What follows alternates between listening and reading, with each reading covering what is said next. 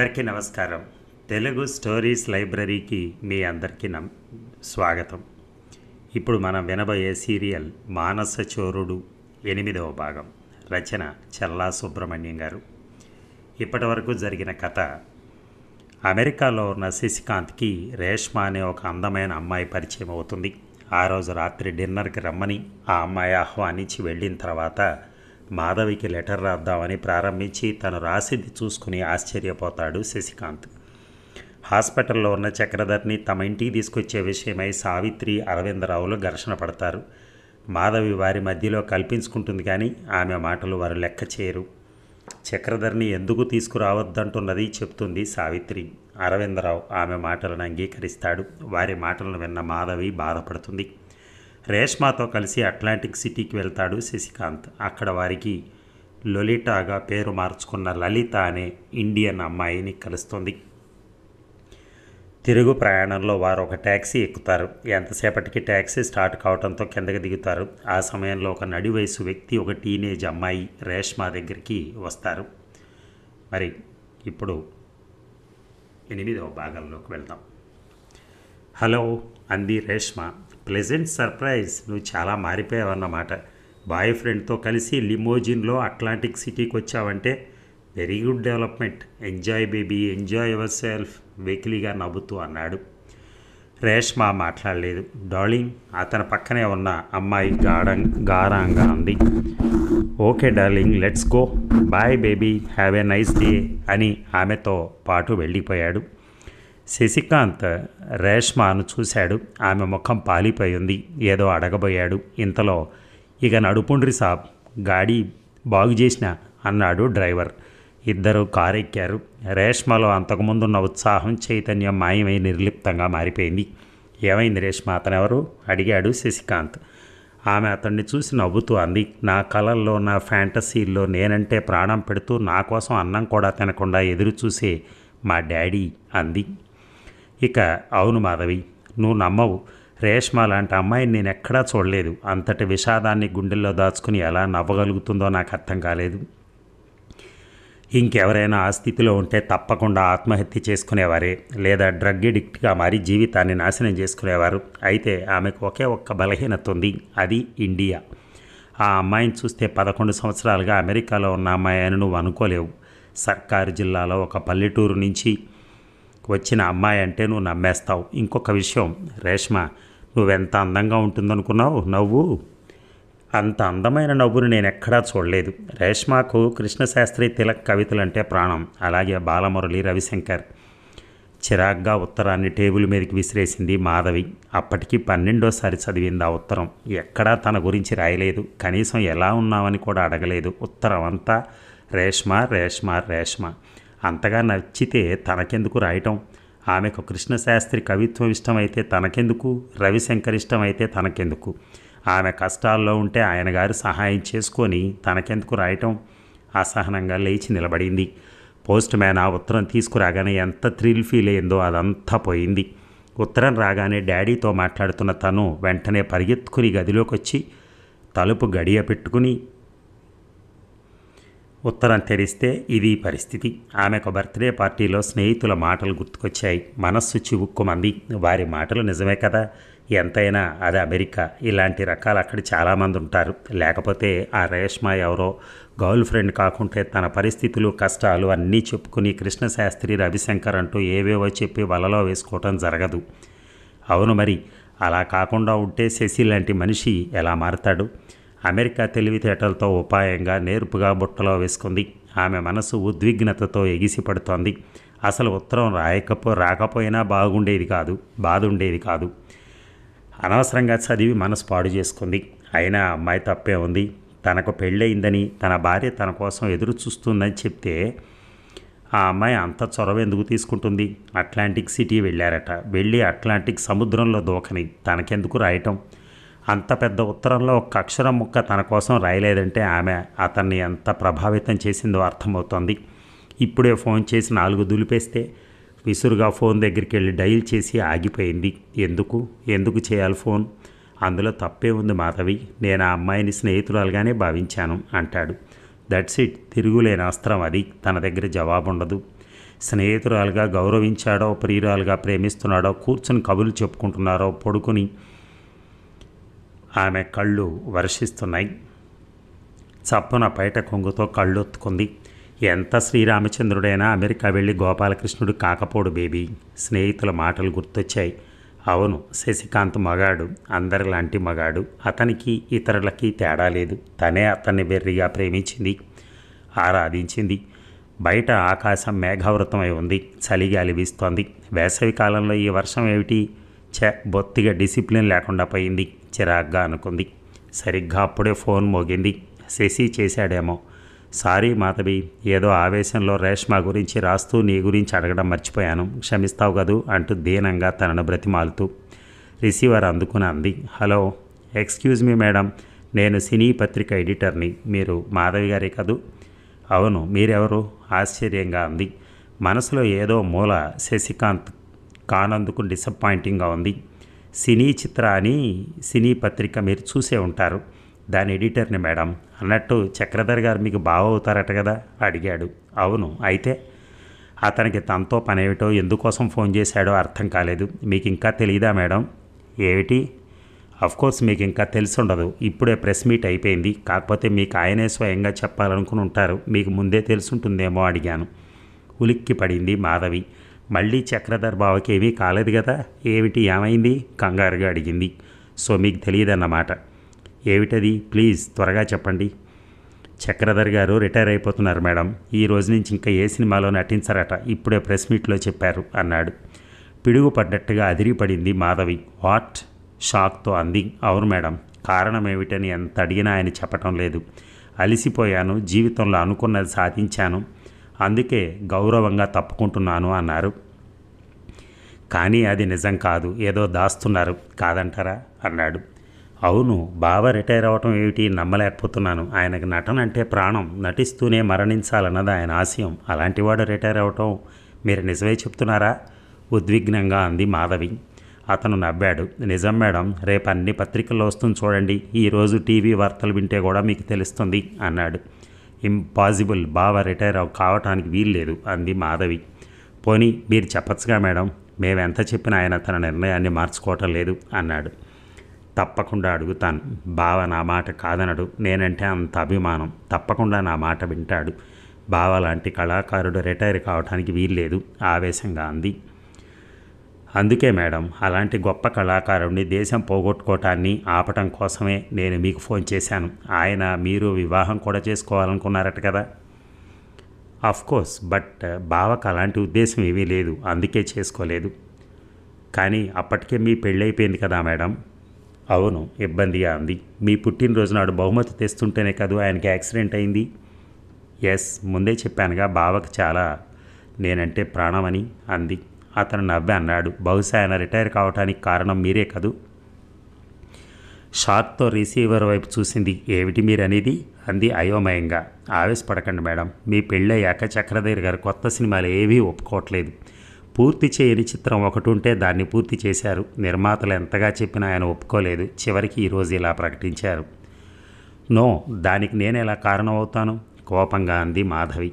It's all right madam, thank you very much. చాలా విలువైన సమాచారాన్ని అందించారు. Thank you. ఫోన్ పెట్టేసిన చప్పుడు నెమ్మదిగా రిసీవర్ క్రెడిల్ చేసి నిస్పృహగా సోఫాలో కూలబడిపోయింది. ఎందుకు బావ లాంటి నిర్ణయం తీసుకున్నాడు? అతను రిటైర్ కావడానికి తనే కారణమా?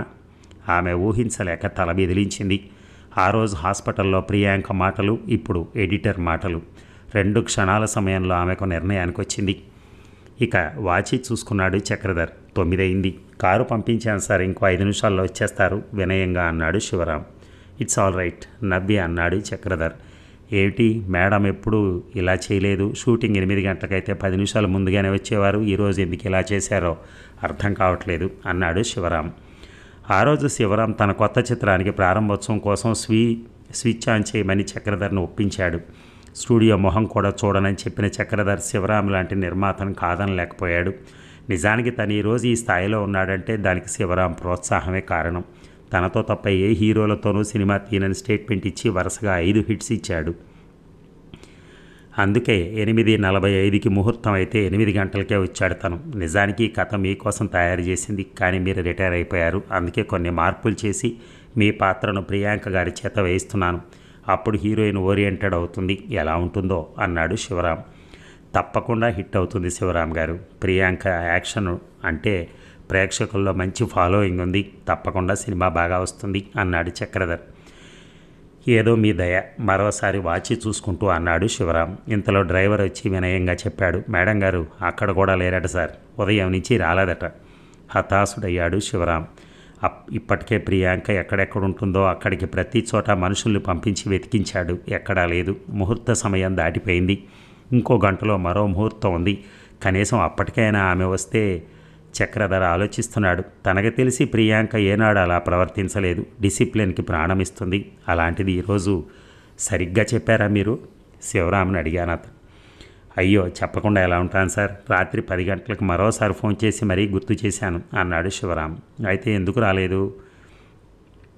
ఆ విషయం గురించి ఆలోచిస్తూ అన్నాడు చక్రధర్. సారీ సార్, మీకు ఇబ్బంది కలిగించాను ఎంతో నొచ్చుకుంటూ అన్నాడు శివరాం.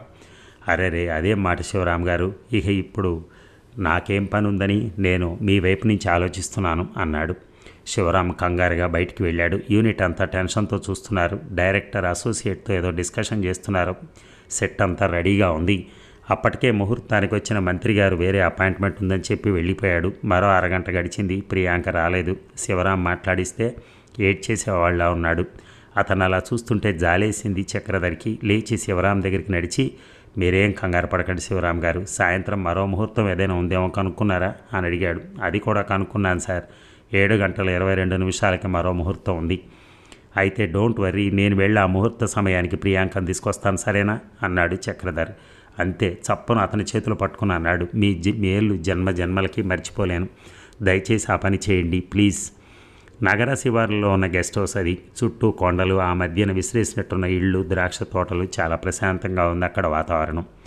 గెస్ట్ హౌస్ ముందు కారు ఆపాడు చక్రధర్. వాచ్మెన్ అతన్ని గుర్తుపట్టి సెల్యూట్ చేశాడు. మేడం ఉన్నారా అడిగాడు చక్రధర్. ఉన్నారు సార్, కానీ ఎవరిని లోపలికి భయంతో ఆగిపోయాడు. చక్రధర్ నవ్వి అన్నాడు, ఇట్స్ ఆల్ రైట్, ముందు ఆ గేట్ తీ. వాచ్మెన్ గేట్ తీశాక కారు పోర్టుకోలోకి పోనిచ్చి అక్కడ ఆపాడు. అప్పటికే ప్రియాంక కారు అక్కడ పార్క్ చేసి ఉండడం కనిపించింది. డోర్ బెల్ నొక్కాడు. పని మనిషి తలుపు తీసింది. మేడం ఎక్కడున్నారు అడిగాడు. పని మనిషి ప్రియాంక ఉన్న గదిని చూపించింది. ఆమె కళ్ళల్లో కూడా సంశయం కనిపించింది. పని మనిషి వెళ్ళిపోయాక గది ముందు ఆగి తలుపు తట్టాడు. ఎవరు? తలుపు తీ ప్రియా అన్నాడు చక్రధర్. ఎవరు నువ్వు? చక్రధర్ సమాధానం చెప్పలేదు. తలుపు తోసుకుని లోపలికి అడుగుపెట్టాడు. అక్కడ సోఫాలో చేతిలో విస్కీ గ్లాస్తో కూర్చొని ఉంది ప్రియాంక. ఆమె ఎదురుగా టీపై మీద విస్కీ బాటిల్స్, సోడాలు ఉన్నాయి. నువ్వా, ఎందుకొచ్చావు కోపంగా అంది. ఏమిటి పని? ఆమెకి ఎదురుగా కూర్చుంటూ అన్నాడు చక్రధర్. ఏ పని? మత్తుగా చూస్తూ అంది. ప్రియా, ఆర్టిస్ట్కి డిసిప్లిన్ ముఖ్యం. చెప్పు, నువ్వు ఎందుకు ఇలా ప్రవర్తిస్తున్నావు? అవతల శివరాం ఎంత బాధపడుతున్నాడో నీకు తెలియదు. ఎందుకు ఇలా చేశావు? ప్రియాంక నవ్వింది. ఆమెను చూస్తుంటే అప్పటికే బాగా తాగి ఉందని అర్థమైంది. తెల్లటి పాల నొరగ లాంటి నైటీలో ఎంతో అందంగా కనిపిస్తున్నా ఆ అందమంతా విస్కీ మత్తులో తేలిపోయి పాలిపోయి అతని మనస్సు బాధగా మూలిగింది. నా తప్పేం లేదు బాస్, నేను నటించనని చెప్పినా శివరాం బ్రతిమలాడాడు. అయినా బలవంతంగా నా సెక్రటరీ దగ్గరికి వెళ్ళి కాల్ షీట్ తీసుకున్నాడు. ఇందులో నేను చేసిన తప్పే ఉంది. ఎందుకు నటించనన్నావు? అదే మాట నేను అడిగితే? ప్రియా, నీకు 1,00,000 సార్లు చెప్పాను నటించడం ఇక నా వల్ల కాదు అని. నా వల్ల కూడా కాదు అంటే నువ్వు రిటైర్ అయిపోతున్నావా? అవును. ఎందుకు నటించాలి? ఎవరి కోసం నటించాలి? ప్రియా, అవును బాస్. ఎందుకు అంతగా ఆశ్చర్యపోతావు? ఒకసారి నువ్వు చెప్పావు చూడు, మనం కెమెరా ముందు జీవిస్తాం, జీవితంలో నటిస్తామని. అందుకే జీవితంలో జీవించాలనుకుంటున్నాను. రిటైర్ కావాలనుకున్నాను. రిటైర్ అయ్యి ఏం చేస్తావు? ఆమె ఒక్క గుక్కలో గ్లాస్ ఖాళీ చేసి టీపై మీద పెట్టి అతన్ని చూసి నవ్వింది. పెళ్ళి చేసుకుంటాను అంది. పెళ్ళా? ఎవరిని? నిన్నే మత్తుగా చూస్తూ అంది. ప్రియా విసుగ్గా అన్నాడు. అప్పటికే అతని మొహంలోకి సీరియస్నెస్ వచ్చేసింది. ఆమె నవ్వింది. పడి పడి నవ్వింది. కంఠనాళాలు చిట్లేలాగా పగలబడి నవ్వుతూ అంది. ఎందుకు బాస అంత భయం? ఎన్నో సినిమాల్లో మనిద్దరం పెళ్లి సీన్లో నటించాం. నీ భాషలో చెప్పాలంటే జీవించాం. అలాగే నిజ జీవితంలో నటిద్దాం, తప్పే ఉంది? నీకు మందు ఎక్కువైంది అన్నాడు. లేదు బాసు, ఎక్కువైంది మందు కాదు, బాధ. బాధ బిస్కీకి బానిసం చేస్తుంది. ఏం చేయను? ఏమిటి ప్రియా, నీకెందుకు ఇంత బాధ? నీకెందుకు చెప్పాలి? పెళ్లి చేసుకుంటానని సరదాగా అన్నందుకే అంతగా బాధపడ్డావు. నీకెందుకు చెప్పాలి? అసలు నా మీద ఈ అధికారం నీకెవరిచ్చారు ఆవేశంగా అంది. అతను విస్మయంగా చూశాడామని. నువ్వు అక్కడికి రాలేదని శివరామ కంగారు పడుతుంటే నాకెందుకో నువ్వు తప్పకుండా ఇక్కడే ఉంటావు అనిపించి వచ్చాను అన్నాడు. నా మనసు బాగా లేనప్పుడు, నా జీవితం గురించి నా అంతరాత్మ జీవం పోసుకుని నన్ను నిలదీసినప్పుడు ఒక్క మనసు కూడా నా కోసం గెలుచుకోలేకపోతున్నానన్న దిగులు నన్ను ఆవరించున్నప్పుడు ఇక్కడికి వచ్చి ఏకాంతంగా గడుపుతానని తెలుసు నీకు. కానీ నేనెందుకు బాధపడుతున్నానో తెలుసా? నువ్వు నా బాధ ఏమిటో కనుక్కోవడానికి కాకుండా శివరాం తరపున రాయబారిగా నన్ను తీసుకెళ్ళటానికి వచ్చినందుకు బాధపడుతున్నాను. ఐఎమ్ సారీ ప్రియా, నిజమే శివరాం బాధ చూడలేక అన్నాడు చక్రధర్. ఏమిటి అతని బాధ? నేను కాకపోతే ఇంకొకరిని పెట్టి సినిమా తీస్తాడు. అంతా స్వార్థపరులే బాసు. అసలు వాళ్ళకి కావాల్సింది ప్రత్యేకంగా నేను కాదు, ఒక అద్భుతమైన నటి కావాలి. ఆ మనిషి ద్వారా లాభం పొందాలి. ఎన్ని విధాలుగా ఆ మనిషిని ఉపయోగించుకోవచ్చో అన్ని విధాలుగా ఉపయోగించుకుని కోట్లు గడించాలి, అంతే. మనిషి మనస్సు, అభిమానం ఇవేమీ అక్కర్లేదు, ఏడుస్తూ అంది. అతను ఆమె భుజం మీద చేయి వేసి సానుభూతిగా, ప్రియా ప్లీజ్, ఐఎమ్ సారీ, బాధపడకు అన్నాడు చక్రధర్. ఆమె అతని చేతిని చెక్కిలి కానించుకుని కళ్ళు మూసుకుంటూ, బాధపడకుండా ఎలా ఉండను? ఇంతకాలం నువ్వు నటిస్తున్నావు గనక నిన్ను చూస్తూ నేను నటించి ఆనందించాను, కానీ ఈరోజు నువ్వు రిటైర్ అయిపోయావు. ఇంకా నేను ఎందుకు నటించాలి? ఇన్ని పాత్రలు అర్థం చేసుకుని నటించి జీవించావు. ఈ ప్రియ మనసును మాత్రం అర్థం చేసుకోలేకపోయావు. నిజమే, నేను నీకు తగను. నా జీవితం ఏంటో నీకు తెలుసు. మాధవిని నువ్వెంత ప్రేమించావో నాకు తెలుసు. కానీ మాధవి పెళ్ళయ్యాకైనా నాకు దగ్గర అవుతావని ఆశిస్తే శాశ్వతంగా దూరం అయిపోతున్న నిన్ను తలుచుకుని బాధపడకుండా ఎలా ఉండగలని చెప్పు. ఆమె మనస్సు ఘోషిస్తూ ఉంటే, పెదవులతో చెప్పలేని భావాలను మనస్సు కన్నీటి రూపంలో స్రవిస్తుంటే, ఆ కన్నీటి భాష తెలియని చక్రధర ఆమె కన్నీరు తుడుస్తున్నాడు. ఆమె విస్కీ సిప్ చేసి, మాధవి ఏమంటోంది అంది. అతను ఆశ్చర్యంగా చూశాడు. ఏ విషయం? నీ రిటైర్మెంట్ గురించి చెప్పలేదా? చెప్పలేదు, పేపర్లో చూసుకుంటుంది అన్నాడు. ఆమె గ్లాస్ ఖాళీ చేసి టీపాయ్ మీద పెట్టింది. ఇంకా తాగకు ప్రియా అన్నాడు. నన్ను ఆపకు బాసు, మెదడు ఆలోచించే శక్తిని కోల్పోయే వరకు తాగుతాను. మనిషికి ప్రథమ శత్రువు ఎవరో తెలుసా? ఆలోచన. ఏ ఆలోచన లేకుండా ఉండగలిగితే అంత బాగుండు. అసలు ఏమీ ఆలోచించే అవసరం లేకుండా ఇది చెయ్యి అలా చెయ్యి అని నిర్దేశించే ఒక మనిషి తోడుగా ఉంటే జీవితంలో ఇంతకన్నా కావాల్సిందే ఉంది అంది. నువ్వు కెమెరా ముందు మాట్లాడినట్టుగా ఉంది అన్నాడు చిన్నగా నవ్వి. ఎస్, అలాగే జీవితంలో కూడా అందంగా నటించవచ్చు. అదృష్టం ఏమిటంటే జీవితంలో హిట్స్ ఫ్లాప్స్ ఉండవు అంది. ఎందుకని అడిగాడు అతను. ఆమె గ్లాసులో విస్కీ నింపుకుని సిప్ చేస్తూ అంది. జీవితం వ్యాపారం కాదు గనక. అతను లేచి నిల్చున్నాడు. ఏంటి వెళ్ళిపోతున్నావా అంది. అవును ప్రియ, అవతల అర్జెంట్ పని ఉంది అన్నాడు చక్రధర్. మరీ అంత శ్రమపడకు చక్రి, ఇంకా కొంతకాలం విశ్రాంతి తీసుకోవాలి నువ్వు. అయినా ఆరోగ్యం లేకుండా తిరుగుతున్నావు. నీ పట్ల నీకు అంత నిర్లక్ష్యం పనికిరాదు అంది. విస్మయంగా చూశాడు అతను. ఆమె ఎప్పుడో తన పేరు పెట్టు అని పిలవదు. ఆమె కంఠంలో తన పట్ల ఎంతో ఆత్మీయత. అలాగే ప్రియ, వస్తాను. గుమ్మం దాకా వెళ్ళి తలుపు తీశాడు. బాసు పిలిచింది ప్రియాంక. వెనక్కి తిరిగి చూశాడు చక్రధర్. విస్కీ సిప్ చేస్తూ లేచి నిల్చుంటూ అంది. శివరాంని ముహూర్తం రాత్రికి పెట్టుకోమని చెప్పు, నేను తప్పకుండా వస్తాను. రాయబారిగా వచ్చిన నీ గౌరవాన్ని కాపాడవలసిన కనీస బాధ్యత నాకుంది. వెళ్ళిరా బాసు. ఇక శశికాంత్ మాట్లాడలేదు. చెప్పు శశి, నీకు పెళ్ళయిందని, నీ భార్య నీ కోసం ఎదురు చూస్తోందని మర్చిపోయావు కదూ అంది ఇంద్రాణి. అదెలా మర్చిపోతాను ఆంటీ? అయినా ఇప్పుడు నేనేం చేశానని ఇలా మాట్లాడుతున్నావు అసహనంగా అన్నాడు శశికాంత్. ఇంకా ఏం చేయాలి? రేష్మాతో కలిసి అట్లాంటిక్ సిటీకి ఎందుకు వెళ్ళావు? రోషంగా చూశాడు అతను. అదంతా చేయరాని నేరవా అన్నాడు. ఇంద్రాణి నవ్వి, దొంగతనం చేసేవాడు, హత్యలు చేసేవాడు ఇదే ప్రశ్న అడుగుతారు శశి. మనిషి తప్పు చేయటం తప్పు కాదు, ఆ తప్పును ఒప్పుకోకపోవటం పెద్ద తప్పు. నువ్వు చేసింది తప్పని నీ అంతరాత్మకు తెలుసు, అయినా నాతో కాదని వాదిస్తున్నావు అంది. ఆంటీ ఆవేశంగా అన్నాడు శశికాంత్. నేనే తప్పు చేయలేదని నా అంతరాత్మకు తెలుసు, అయినా ఇప్పుడు ఏం జరిగిందని నువ్వు అంత బాధపడుతున్నావు? నేను ఎలాంటి వాడినో నీకు తెలుసు. రేష్మ అలాంటి అమ్మాయి కాదు. అయినా ఆమె పరిస్థితి తెలిస్తే నువ్వు అలా మాట్లాడవు అన్నాడు. ఇంద్రాణి లేచి ఫ్రిడ్జ్లోంచి కోక్ తీసి సిప్ చేస్తూ మౌనంగా వింటోంది. అయినా రేష్మ వివరాలు మాధవికి రాశాను. మా ఇద్దరి మధ్య స్నేహం తప్ప నువ్వు అనుకున్నట్టు ఇంకేదైనా ఉంటే మాధవికి ఎందుకు ఉత్తరం రాస్తానో ఆలోచించు అన్నాడు శశికాంత్. ఇంద్రాణి శశికాంత్ చేతి మీద చేయి వేస్తూ శశి ఆర్ద్రంగా అంది. విస్మయంగా చూశాడు శశికాంత్. అదండి ఈ భాగం. మళ్ళీ తరువాయి భాగం మనం రేపు విందాం. Thank you.